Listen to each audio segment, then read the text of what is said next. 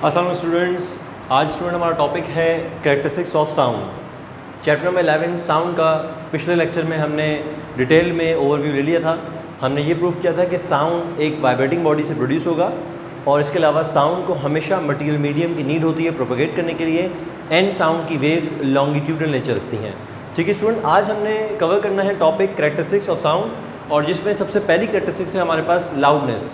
Loudness student वो characteristic होती है साउंड की जिसके ज़रिए हम ऐसी दो साउंड में डिस्टिंग्विश करते हैं, लाउड और फेंट साउंड के अंदर। ठीक है, it is the characteristic of that sound which use to distinguish between faint and loud sound. ठीक है स्टूडेंट, यहाँ पर अगर मैं मार्क करूँ तो फेंट और लाउड, लाउड यानी आवाज़ में बहुत ज़्यादा साउंड, फेंट मतलब बहुत जो है वो कम आवाज़, जिससे विस्परिंग होती है। दो लोग आपस में विस्पर करते हैं तो हम कहते हैं बहुत फेंट आवाज़ में बात कर रहे हैं, बहुत धीमे लहजे में बात कर रहे हैं। और एक बंदा अगर चीख के बात कर रहा है तो हम कहते हैं बहुत लाउड साउंड में बात कर रहा है या बहुत लाउड साउंड हमें सुनाई दी जा रही है। तो बेसिकली साउंड की वो कैरेक्टरिस्टिक जो हमें ये डिस्टिंग्विश करने के काबिल बनाए कि ये फेंट साउंड है और ये हमारे पास लाउड साउंड है, उस कैरेक्टरिस्टिक को हम लाउडनेस कहते हैं। और लाउडनेस किन फैक्टर्स पे डिपेंड करती है, किन चीज़ों पे डिपेंड करती है, वो आपके सामने मैंने जो यहाँ पर जॉट डाउन कर दिए हैं। Factors affecting the loudness, number 1 is amplitude of the vibrating body, number 2 is area of vibrating body, and number 3 is distance from vibrating body, और you can say that distance from source and listener. Source जिससे आवाज़ produce हो रही है, जिससे sound produce हो रही है, और लिसनर जो सुन रहा है। ठीक है स्टूडेंट, आइए इन तीनों फैक्टर को डिटेल में डिस्कस करते हैं।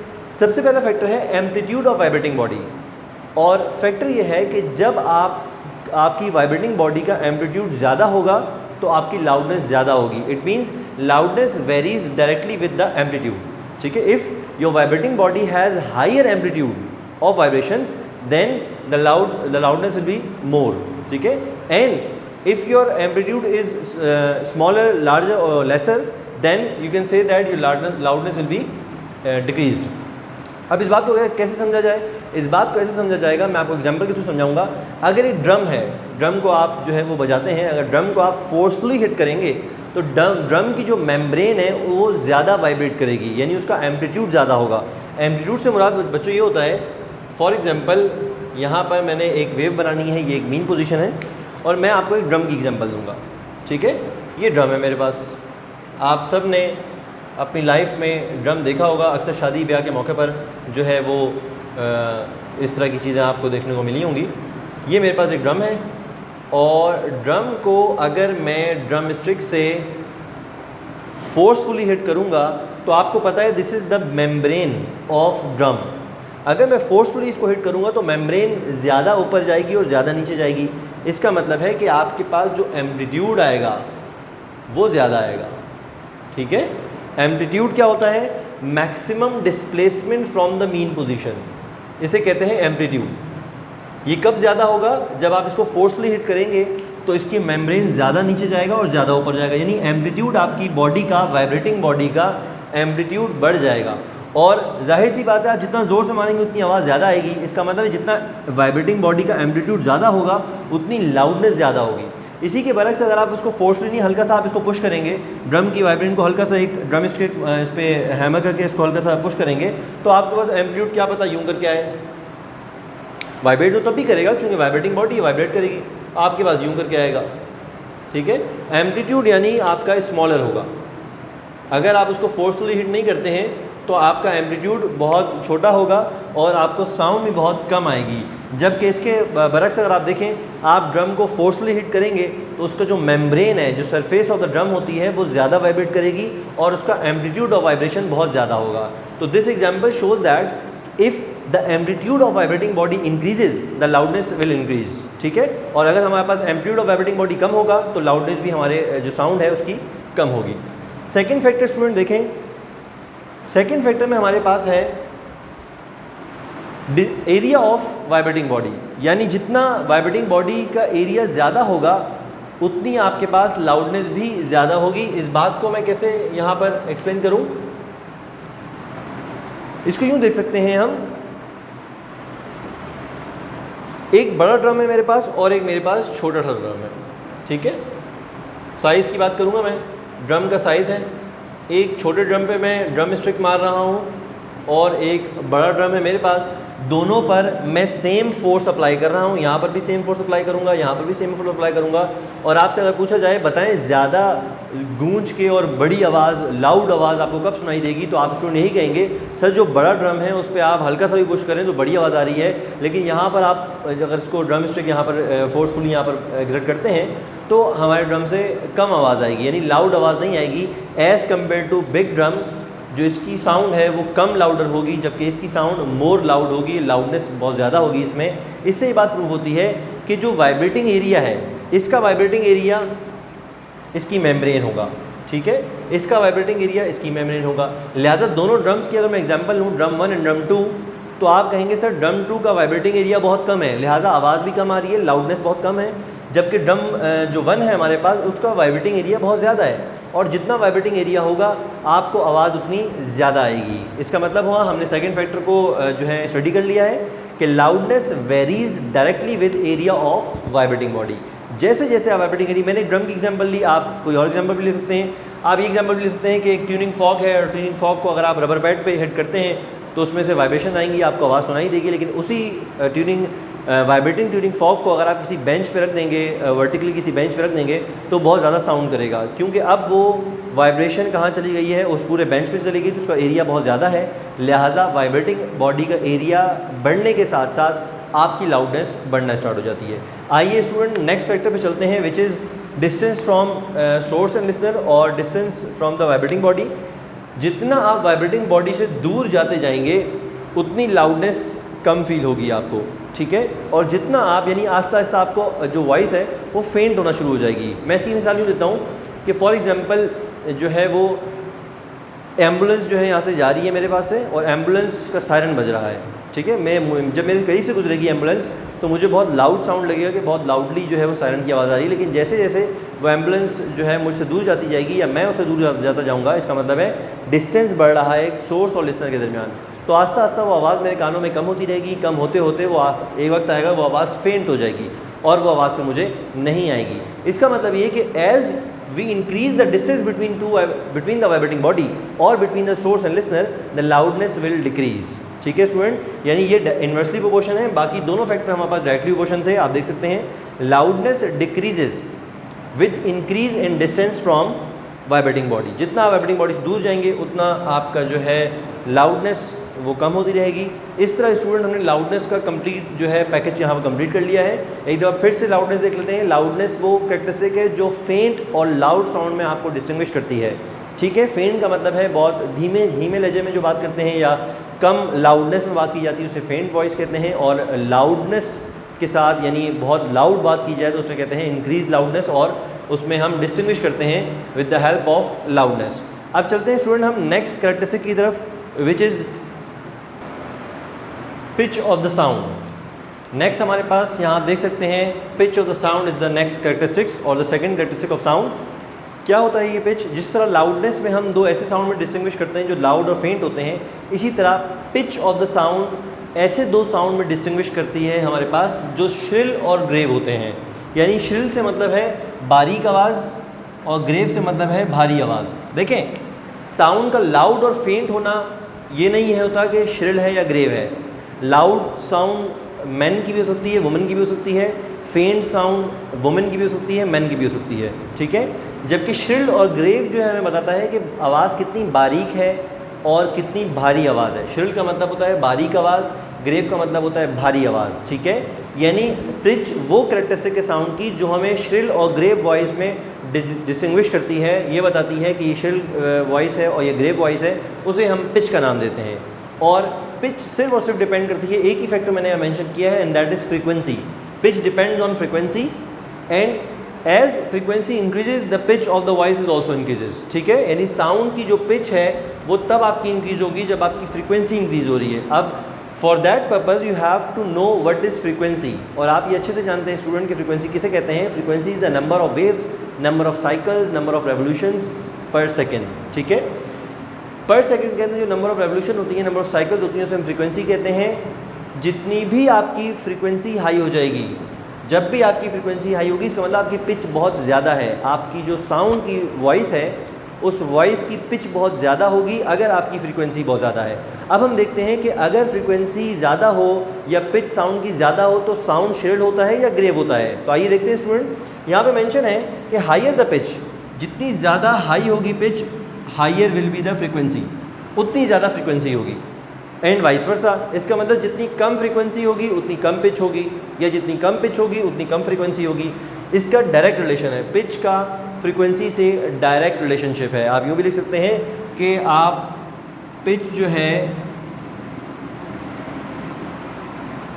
डायरेक्ट रिलेशन में है फ्रीक्वेंसी से। ठीक है स्टूडेंट, जैसे जैसे आपकी पिच बढ़ेगी वैसे वैसे आपकी फ्रीक्वेंसी भी बढ़ेगी, और फ्रीक्वेंसी बढ़ने की वजह से बेसिकली पिच बढ़ती है। ठीक है, अब यहाँ पे मेंशन है the frequency of the voice of ladies. बहुत गौर से आवाज़ समझनी है आपने student. Frequency of the voice of ladies and children is higher, यानी यहाँ ये बता रहा है कि जो लेडीज़ हैं, फीमेल्स हैं और चिल्ड्रन हैं, बच्चे, छोटे बच्चे जो होते हैं, उनकी आवाज़ बहुत श्रिल होती है। Why it is shrill? Because they have high pitch. And why they have high pitch? Because the frequency of voice is very high। ठीक है, the frequency of the voice of ladies and children is higher than that of the men। men की आवाज़ या men की voice की जो frequency होती है वो low frequency होती है as compared to ladies की voice या as compared to children की voice से men की आवाज़ या men की जो voice की frequency है वो low होती है। और अभी हमने पढ़ा अगर low frequency होगी तो low pitch होगी, और अगर हाई फ्रीक्वेंसी है लेडीज़ एंड चिल्ड्रन की तो इनका इसका मतलब है उनकी पिच बहुत ज़्यादा होगी। और यहाँ देखें, therefore the voice of ladies and children is shrill. ठीक है, voice is shrill with high pitch, इसका मतलब है हायर द पिच। ठीक है, जितनी ज़्यादा हाई होगी पिच उतनी ज़्यादा आपकी वॉइस श्रिल होगी। श्रिल का मतलब है बारीक आवाज़ होगी आपकी। और जितनी आपकी पिच कम है, जितनी आपकी पिच कम है यानी आपकी फ्रीक्वेंसी कम है, और फ्रीक्वेंसी और पिच कम होने के बाइस आपकी जो वॉइस है वो ग्रेव होगी, वो भारी आवाज़ होगी। जैसे कि मैन की आवाज़ जो है भारी होती है एज़ कम्पेयर टू फीमेल्स और लेडीज़। ठीक है, अच्छा अब मैं आपको यहाँ पे इलस्ट्रेट करूँगा कि ग्राफ के थ्रू हम पिच और फ्रीक्वेंसी के रिलेशन कैसे देख सकते हैं। तो आइए स्टूडेंट, यहाँ पर मैं एक यहाँ ग्राफ शो करूँगा आपके सामने। ये देखिए, मैं यहाँ पे दो ग्राफ बना रहा हूँ। ठीक है, एक ही पैरामीटर के साथ दो ग्राफ बनाऊँगा, और आप देख के गैस करेंगे कि इसमें लो पिच कौन है और हाई पिच कौन है। ठीक है स्टूडेंट, और लो पिच से आपको अंदाज़ा हो जाएगा कि ये हमारे पास लो फ्रीक्वेंसी है या श्रिल वॉइस है या ग्रेव वॉइस है।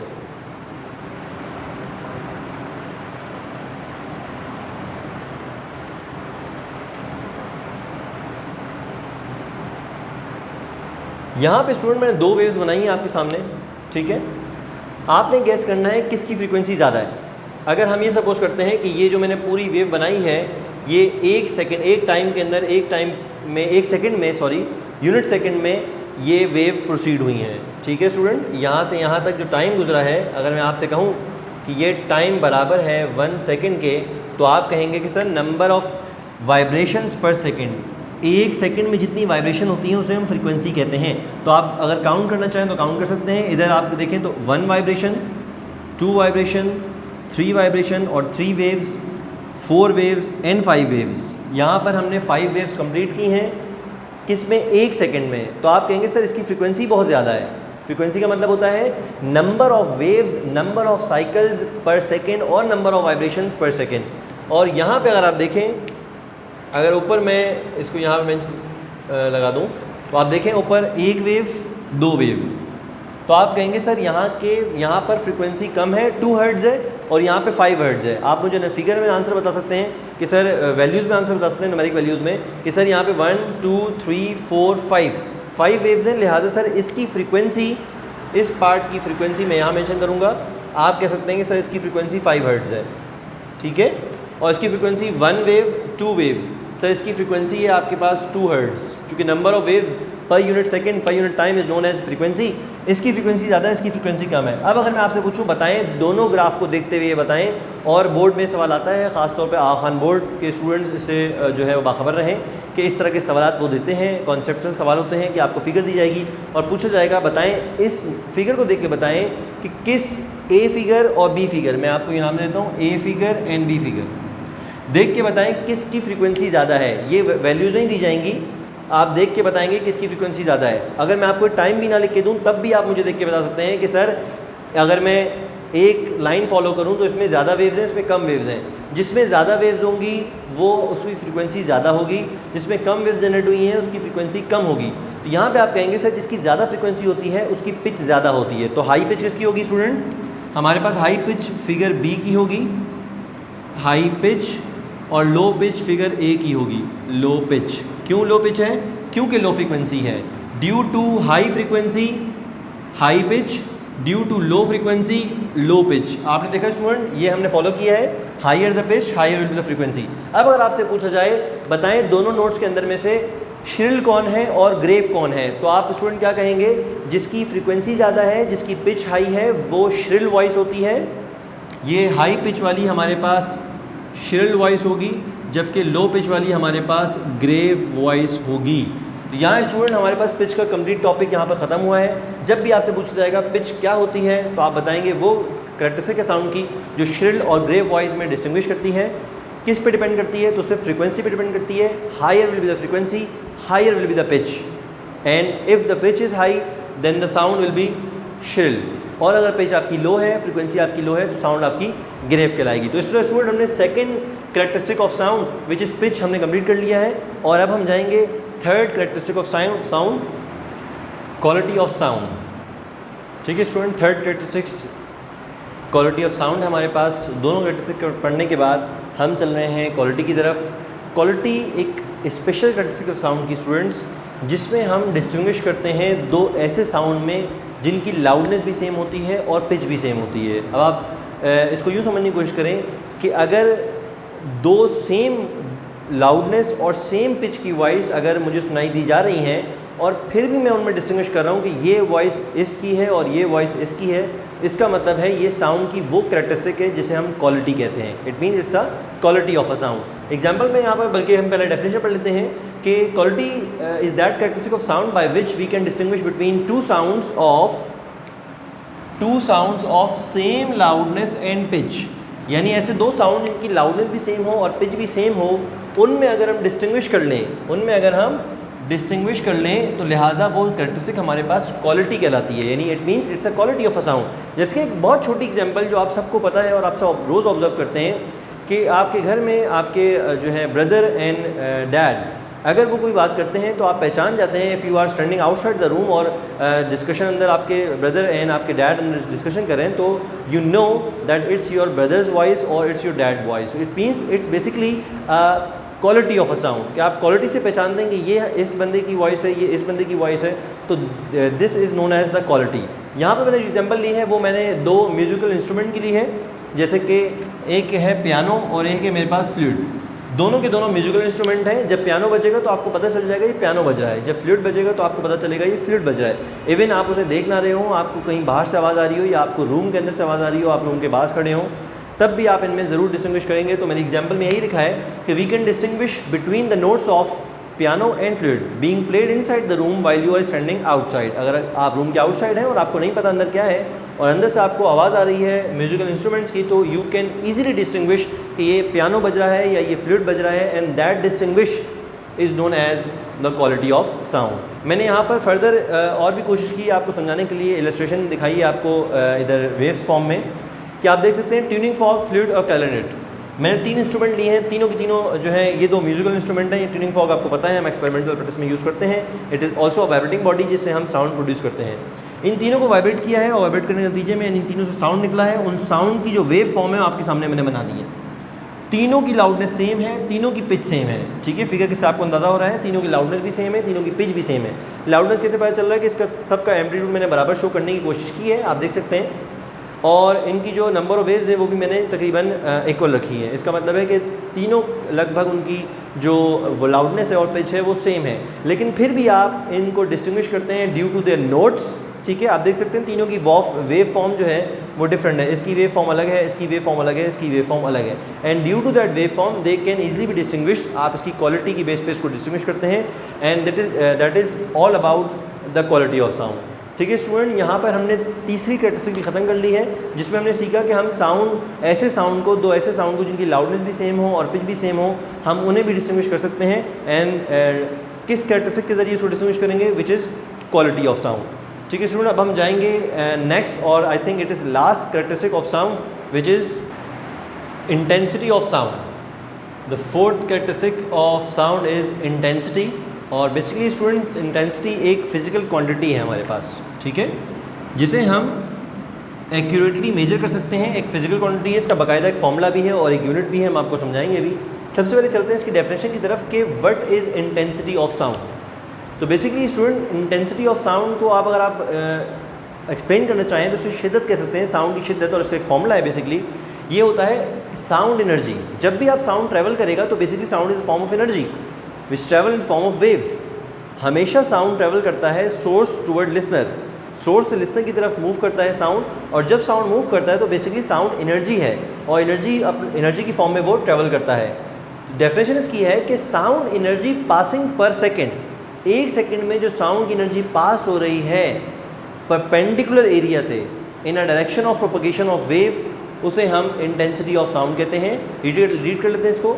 साउंड एनर्जी पासिंग पर सेकेंड, एक सेकेंड में जो साउंड एनर्जी पास हो रही है कहाँ से, through a unit area held perpendicular to the direction of propagation of sound wave. यानी साउंड वेव अगर ट्रैवल कर रही हैं तो साउंड वेव के ट्रैवल के दौरान जो डायरेक्शन है उनकी प्रोपगेशन की, उसमें एक अगर परपेंडिकुलर एरिया आप अज्यूम कर लें पर सेकंड में, उस यूनिट एरिया से गुजरने वाली साउंड की एनर्जी को हम इंटेंसिटी ऑफ साउंड कहते हैं। मैं इसको यूँ आपको बना के दिखा सकता हूँ कि फॉर एग्जाम्पल मेरे पास ये साउंड वेव जनरेट हो रही हैं, compression, rarefaction, then again compression, then again rarefaction, ये साउंड वेव्स आ रही हैं। यानी साउंड वेव की डायरेक्शन क्या है, साउंड वेव इस तरफ आ रही है, ये इसकी डायरेक्शन है, direction of propagation of sound wave. और मैं यहाँ पर एक एरिया कंसीडर कर लूँ कि मेरे पास यहाँ पर एक परपेंडिकुलर एरिया कंसीडर कर लिया मैंने, ये वो एरिया है जिससे साउंड गुजरेगी। तो पर यूनिट एरिया से जो साउंड यहाँ आके परपेंडिकुलर 90 का एंगल बनाएगी। देखें किसके परपेंडिकुलर, एरिया, जो भी मैं एरिया ले रहा हूँ held perpendicular to the direction of propagation of waves. Waves यूँ आएंगी और मेरा एरिया यूँ है, डायरेक्ट स्ट्राइक करेंगी। एरिया यूँ नहीं होना चाहिए, एरिया यूँ नहीं होना चाहिए, एरिया पैरेलल नहीं लेंगे हम, एरिया हमेशा perpendicular to the direction of propagation of wave, perpendicular to the direction of propagation of sound wave. अब साउंड वेव यहाँ ट्रैवल करती हुई आ रही है, तो पर सेकंड में कितनी साउंड एनर्जी इस यूनिट एरिया से पास आउट होगी, उसे हम इंटेंसिटी का नाम देते हैं। ठीक है स्टूडेंट, आइए देखते हैं इसका फॉर्मूला। और फॉर्मूले में बिल्कुल वही चीज़ मेंशन की गई है जो आपको मैंने एक्सप्लेन की है। Intensity is defined as energy transmitted और energy passing per unit second, per second, time नहीं चाह रहा है आपके पास, थ्रू अ यूनिट एरिया, और जो एरिया से गुजर जाए, पर यूनिट एरिया से गुजर जाए, उसे हम इंटेंसिटी कहते हैं। इसकी यूनिट में बात करेंगे तो यूनिट में देखें आप, एनर्जी का यूनिट आपके पास जूल्स होता है और टाइम का यूनिट सेकंड होता है। एरिया का यूनिट आपके पास मीटर स्क्वायर होता है, तो आपके पास ये बन गया जूल्स पर सेकंड पर मीटर स्क्वायर। लेकिन जूल्स पर सेकंड को हम वॉट कहते हैं। जब भी जूल्स यानी एनर्जी को आप टाइम से डिवाइड करते हैं तो रेट ऑफ डूइंग वर्क को आप पावर कहते हैं और पावर का यूनिट वॉट होता है। लिहाजा जो फाइनल यूनिट आएगा इंटेंसिटी का वो वॉट पर मीटर स्क्वायर आएगा। आप देख सकते हैं यहाँ मैंने मेंशन किया है already, watt per metre square is the unit of intensity. अच्छा, यहाँ पे एक और इम्पॉर्टेंट बात बतानी है आपको student, intensity of a sound depend नहीं करती डिफेक्ट ऑफ एयर पे। यानी अगर मैं यहाँ पे आपको थोड़ा डिस्कशन करूँगा, फर्स्ट ऑफ ऑल मैंने आपको लाउडनेस पढ़ाया था एंड देन नंबर 4 पे आपको मैं इंटेंसिटी पढ़ा रहा हूँ। लाउडनेस और इंटेंसिटी में ये भी एक फ़र्क है, मैंने आपको इसलिए एंड में बताया चूँकि मैं आपको ताकि इंटेंसिटी समझा दूँ और उसके बाद ये डिस्क्लोज़ करें आपसे। अगर 2 पर्सन है हमारे पास, एक हमारे पास ऐसा पर्सन है जो सुन नहीं सकता, ठीक है, और एक है जिसकी एयर बहुत सेंसिटिव है जो सब बातें सुन सकता है और तमाम साउंड वेव उस तक पहुंच सकती हैं। लेकिन एक हमारे पास ऐसा पर्सन है जो कि नहीं सुन सकता, जिसके एयर जो है वो डिफेक्टेड है। लाउडनेस उसके लिए क्या होगी और इंटेंसिटी उसके लिए क्या होगी, ये मैंने आपको समझाना है। लाउडनेस जो है डिपेंड करती है डिफेक्टिवनेस ऑफ एयर पे, यानी अगर एक बंदा सुन नहीं सकता तो उसके लिए लाउडनेस बहुत कम होगी, ठीक है, यानी उसके लिए फेंट होगा, उसको मेरी आवाज़ सुनाई नहीं देगी, उसको आवाज़ बिल्कुल नहीं आएगी, उसके लिए मेरी जो साउंड है वो, उसकी जो लाउडनेस है वो 0 के बराबर हो जाएगी, यानी लाउडनेस पे डिपेंड करेगी। और वो बंदा जिसकी एयर बहुत सेंसिटिव है, जो सुन सकता है, उसको मेरी आवाज़ बहुत लाउड लगेगी। अगर मैं चीख रहा हूँ तो उसको बहुत लाउड लगेगी, मैं अगर रास्ता कह रहा हूँ तो उसे बहुत फेंट वॉइस लगेगी, ठीक है। लेकिन मैं अगर लाउड कहूँ या मैं साउंड लो कहूँ, जो डिफेक्टेड पर्सन है, जिसके एयर में डिफेक्ट है, उसके लिए लाउडनेस जो है वो ज़ीरो हो जाएगी। जबकि इंटेंसिटी की अगर मैं बात करूँ तो इंटेंसिटी डजेंट सी दैट कि आपके पास पर्सन जो है वो नहीं सुन सकता या पर्सन सुन सकता है, वो सब के लिए इक्वल है। क्योंकि basically intensity does not depend on the person who is listening, it depends on the sound energy that is transmitting, that is passing through a पर यूनिट एरिया। तो अगर एक ऐसा पर्सन बैठा है जो सुन सकता है और एक ऐसा पर्सन बैठा है जो नहीं सुन सकता, दोनों के लिए इंटेंसिटी बराबर है। क्योंकि इंटेंसिटी ऑफ साउंड का मतलब होता है energy passing per unit area perpendicularly in 1 second, ठीक है। तो अगर वो पर्सन एक ऐसा बैठा है जो नहीं सुन सकता, तो उसके कानों पर भी ट्रैवल होकर जा रही है मेरी साउंड एनर्जी, नहीं उस तक भी मेरी साउंड एनर्जी पहुंच रही है।